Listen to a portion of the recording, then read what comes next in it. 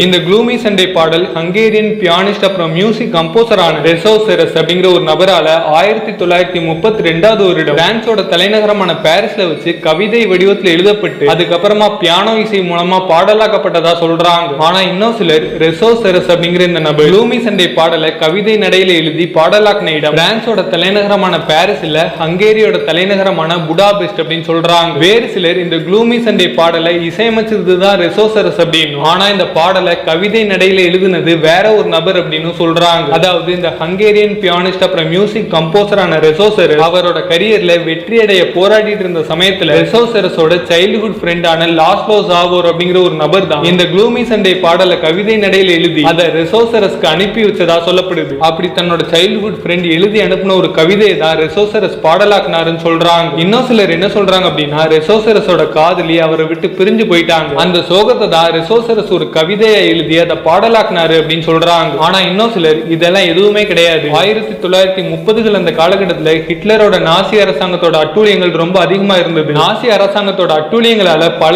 ஐரோப்பிய நாடுகள் படாத பாடுபட்டுச்சு. அந்த நாடுகள்ல ஹங்கேரியும் ஒண்ணு. 1930கள்ல ஹங்கேரி பயங்கரமான பொருளாதார வீழ்ச்சியவும் பாசிசத்தையும் சந்திச்சது. அந்த மாதிரி ஒரு இக்கட்டான சூழ்நிலையில ரெசோசெரஸ் அனுபவிச்ச வலியவும் வேதனையும் ஒரு கவிதையா கொட்டி க்ளூமி சண்டைங்கிற பாடலை உருவாக்குனாருன்னு சொல்றாங்க. இப்படி இந்த க்ளூமி சண்டைங்கிற பாடல் யாரால எழுதப்பட்டது, எதுக்காக எழுதப்பட்டதுங்கிறதுக்கு பின்னாடி பல கதைகள் சொல்லப்படுது.